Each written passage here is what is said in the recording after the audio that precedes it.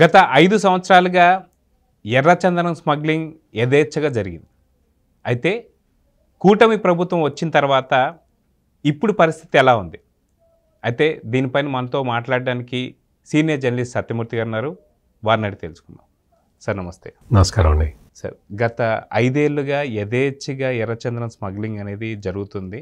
జరుగుతున్న వాళ్ళకి, చేస్తున్న వాళ్ళకి మాత్రమే టికెట్లు ఇస్తున్న సంగతి కూడా మనకు అందరికీ తెలిసిందే. అయితే ఇప్పుడు బాబుల్ రెడ్డి అరెస్ట్ అనేది కూడా మనకు వార్తలు వినిపిస్తున్నాయి. నిజంగా కూటమి ప్రభుత్వం వచ్చిన తర్వాత ఎలాంటి చర్యలు జరుగుతున్నాయి ఎర్రచందనం స్మగ్లింగ్ పైన అంటే ఏం చెప్తారు? ఇప్పుడు ఎర్రచందనం స్మగ్లింగు 5 సంవత్సరాలుగా అధికారికంగా జరిగింది.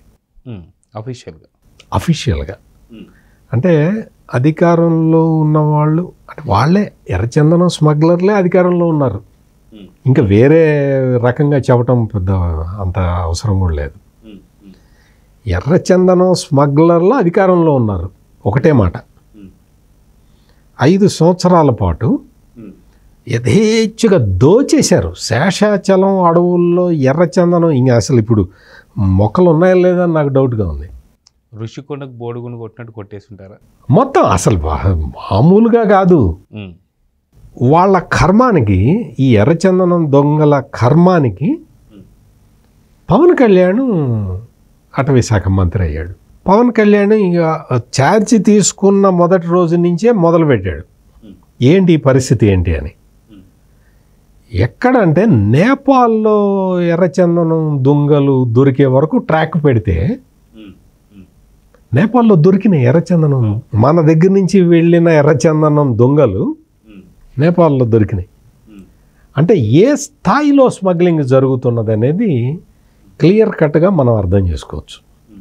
మీరు ఇంట్రడక్షన్లో చెప్పినట్టు ఎవడైతే ఈ ఎర్రచందనం స్మగ్లింగ్ చేస్తాడో వాడికే జగన్మోహన్ రెడ్డి అసెంబ్లీ టికెట్ ఇచ్చి నిలబెట్టాడు.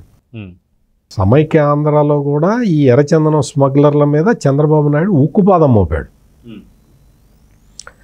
రాష్ట్ర విభజన జరిగిన తర్వాత 2014 నుంచి 2019 వరకు కూడా అసలు ఈ ఎర్రచందనం స్మగ్లింగ్ని మొత్తం కంప్లీట్గా కట్ ఆఫ్ చేయడానికి చంద్రబాబు నాయుడు ముఖ్యమంత్రిగా చాలా ప్రయత్నాలు చేశాడు. 2019లో ఎప్పుడైతే జగన్మోహన్ రెడ్డి ముఖ్యమంత్రి అయ్యాడో అప్పటి వరకు అక్కడక్కడ తిరుగుతున్న ఎర్రచందనం స్మగ్లర్లందరూ మన రాజ్యం వచ్చేసిందని ఆంధ్రప్రదేశ్కి వచ్చేసారు. అట్లా ప్రధానంగా అట్లా వచ్చిన వాడు కొల్లం గంగిరెడ్డి. ఈ కొల్లం గంగిరెడ్డి 5 సంవత్సరాల పాటు యథేచ్ఛగా చేసుకున్నాడు. ఇందులో ప్రముఖ పాత్ర పోషించిన వాళ్ళు చాలామంది ఉన్నారు. అటవీ శాఖ మంత్రిగా అసలు పెద్దిరెడ్డి రామచంద్రారెడ్డికి అటవీ శాఖ మంత్రి ఇవ్వటంలో అర్థం ఏంటి? ఎందుకు ఇచ్చాడు? ఇప్పుడు ఎవరైనా అడవి మీద పడి తినకుండా ఉండేవాడికి అటవీ శాఖ ఇవ్వాలి. అడవి మీద పడి దోచుకునేవాడికి, ఎర్రచందనం స్మగ్లింగ్ చేసేవాడికి అతనికే తీసుకెళ్ళి నువ్వు ఈ అటవీ శాఖని కట్టబెట్టావంటే అర్థం ఏంటి? నీకు ఏమాత్రం నీకు నైతిక విలువలు ఉన్నాయి? తీసుకొచ్చి పెట్టాడు. ఎంతమంది మీద ఆరోపణలు ఉన్నాయంటే, ఒక పెద్దిరెడ్డి రామచంద్రారెడ్డి, ఆయన కొడుకు పెద్దిరెడ్డి మిథున్ రెడ్డి, చెవిరెడ్డి భాస్కర్ రెడ్డి, ఇట్లా పేర్లు చెబుతూ పోతే చాలామంది ఇదే పనిలో ఉన్నారనేది ప్రధానమైన ఎలిగేషన్. దీంట్లో ప్రధానమైన షేర్ కూడా వైఎస్ జగన్కి వెళ్తుంది. అందుకే అంతే కదా మరి. ఇప్పుడు నేను ఇందాని చెబుతుంది అదే. లేకపోతే పెద్దిరెడ్డి రామచంద్రారెడ్డికి అటవీ శాఖ ఎందుకు ఇస్తారు? ఇవన్నీ జరుగుతూ ఉన్నాయి. ఈ ఎర్రచందనం స్మగ్లర్ అంటే ఈ కొల్లం గంగిరెడ్డి మొత్తం అసలు అతనికి వైఎస్ఆర్ కాంగ్రెస్ పార్టీలో ప్రధాన పాత్ర పోషించాడు. ఇప్పుడు మీరు ఇందాక అడిగారు బాబుల్ రెడ్డి అని. అతను నటోరియస్ ఎర్రచందనం స్మగ్లర్. అతను వైసీపీ నాయకుడు. వీళ్ళందరూ వైసీపీ ఏదో తెరచాటు నుంచి సహాయం చేసేవాళ్ళు కాదు. వైసీపీ నాయకులు వీళ్ళు. వైసీపీ పార్టీ పదవుల్లో ఉన్నవాళ్ళు వీళ్ళు. అంటే వీళ్ళని ఎర్రచందనం స్మగ్లర్లని మరి అధికారికంగా జగన్మోహన్ రెడ్డి ప్రోత్సహించాడు. మరి అదే కదా, వాళ్ళందరికీ పార్టీ పదవులు ఇచ్చాడు అంటే దాని అర్థం ఏంటి? అఫీషియల్ చేశాడనే కదా. ఇట్లా మొత్తం ఎర్రచందనం స్మగ్లింగ్ని మామూలుగా ఇప్పుడు ఈ స్టేట్ స్పాన్సర్డ్ టెర్రరిజం అంటారు కదా, అట్లా state sponsored red sanders smuggling, దీన్ని అట్లాగే అనుకోవాలి.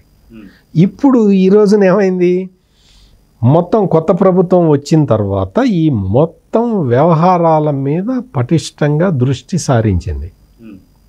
ఒక్కొక్కడు దొరుకుతున్నాడు, ఇంకా చాలామంది దొరకాలి, చాలామంది ఉన్నారు, చాలామంది వీళ్ళందరినీ పట్టుకొని చట్ట ప్రకారం శిక్షించాల్సిన అవసరం ఉన్నది. ఇప్పుడు ఈ బాబుల్ రెడ్డి అనేవాడు ఈ కొల్లం గంగిరెడ్డికి ప్రధాన అనుచరుడు, ఇంటర్నేషనల్ స్మగ్లర్. అంటే వీళ్ళందరూ కూడా ఏంటి అంటే ఇంతకాలం యథేచ్ఛగా అడవుల్లోకి వెళ్ళటం, శేషాచలం అడవుల్లోకి ఒక వారానికి సరిపడా ఫుడ్ తీసుకొని పోవటం, రంపాలు ఉంటాయి కదా, మర్ర రంపాలు తీసుకొని పోతారు, ఆ ఫుడ్డు మర్ర రంపాలు తీసుకొని వెళ్తారు, రాత్రిపూట అక్కడ స్టే చేస్తారు, వెళ్తే వారం రోజులు క్యాంప్ అనమాట వాళ్ళకి వేసేసి రాత్రిపూట మంటలు వేసుకుని కూర్చుంటారు, అక్కడ చెట్టు కొడతారు, ఆ బెరడు ఎండేదాకా ఉంటారు, అక్కడే ఉంటారు, ఇంకా చెట్లు కొడుతూనే ఉంటారు, ఎండిన చెట్లకి బెరడు అదంతా తీసేసి దాన్ని నీట్గా ప్యాక్ చేసేసి సరిహద్దులు దాటించే వరకు వాళ్ళ డ్యూటీ. అంత ఆఫీషియలే, ఎవడు వెళ్ళడు, ఫారెస్ట్ ఆఫీసర్లు ఎవడు కూడా అడవిలోకి పోరు, అసలు పోదామన్న ఆలోచనే వాడికి రానివ్వరు, పోతే వాడిని వేసేస్తారు. అందుకని ఏ అటవీ శాఖ అధికారి కూడా సాహసించలేదు. ప్రభుత్వం సిన్సియర్గా పనిచేస్తే ఆఫీసర్లు ప్రాణం పెట్టి పనిచేస్తారు, వాళ్ళు ప్రాణాలు కోల్పోయినా సరే నీతి కోసం న్యాయం కోసం నిలబడతారు. కానీ ప్రభుత్వమే అన్యాయం చేసి ఎర్రచందనాన్ని స్మగ్లింగ్ చేస్తూ ఉంటే వాళ్ళు మాత్రం ఏం చేయగలుగుతారు? అందుకని సిన్సియర్ పోలీస్ ఆఫీసర్లు కూడా ఫారెస్ట్ ఆఫీసర్లు కూడా సైలెంట్గా ఉండిపోయారు మొత్తం. అందుకని యథేచ్ఛగా స్మగ్లింగ్ చేసేసుకున్నారు మొత్తం. ఈ రోజున ఈ బాబుల్ రెడ్డి అనే వ్యక్తి అరెస్టు కావటంతో ఒక్కసారిగా వీళ్ళ వెన్నులో వణుకు ప్రారంభం అయి ఉంటుంది. ఎందుకంటే అతను అప్రూవర్గా మారిపోయి తన చేత స్మగ్లింగ్ ఎవరెవరు చేయించారో పేర్లు బయటికి చెబితే వీళ్ళందరికీ 3 నెట్టే లెక్క. అతను ఎవరెవరు పేర్లు చెప్తాడనేది మనం ఇప్పుడే చెప్పలేం, కానీ అతను గనక అప్రూవర్గా మారిపోయి చెప్పాడు అంటే వైసీపీలో ఉన్న సగం మంది నాయకుల కథ సమాప్తం. అంత తీవ్రమైన నేరాలు చేసిన బ్యాచ్ అంతా కూడా జగన్మోహన్ రెడ్డితో పాటు ఉన్నారు. సాధారణంగా ఆలోచించినా కానీ మరి అందులో వాటాలు రాకపోతే ఈయన మాత్రం ఎందుకు ఎంకరేజ్ చేస్తాడు? సింపుల్ లాజిక్ కదా. అంతా వాళ్ళు సంపాదించుకొని వాళ్ళు పంచుకుంటూ ఉంటే ఈయన ఎందుకు చూస్తూ ఊరుకుంటాడు? ఒకళ్ళు వాటర్ రాకపోతే ఈయనకు కూడా బ్యాడ్ నేమే వస్తుంది కాబట్టి దాని గురించి అయినా సరే చర్యలు తీసుకోవాలి కదా. చర్యలు తీసుకోకపోగా ప్రోత్సహించాడు అంటే వాటా వస్తున్నట్టే లెక్క కదా. అంటే ఇవన్నీ చట్టబద్ధంగా తేలాల్సి ఉన్నది. అది తేల్చడానికి ప్రయత్నం జరుగుతూ ఉంటుంది. సిన్సియర్ ఆఫీసర్లు వచ్చి వాళ్ళు దీని మీద కేసు ఇన్వెస్టిగేట్ చేస్తే అన్ని విషయాలు బయటికి రావడానికి అవకాశం ఉంది. ఏది ఏమైనా కానీ ఎర్రచందనం అనేది మాత్రం ఆంధ్రప్రదేశ్కి అత్యంత విలువైనది.